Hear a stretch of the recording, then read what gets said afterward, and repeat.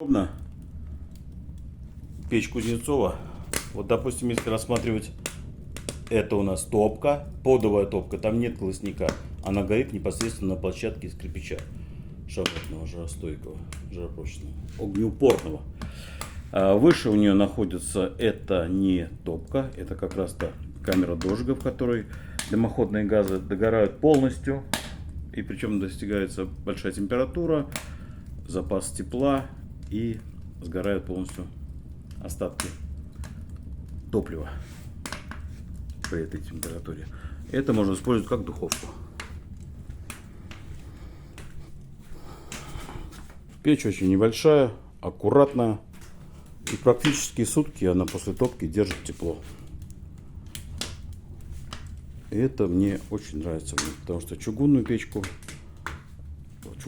этого точно не может себе позволить.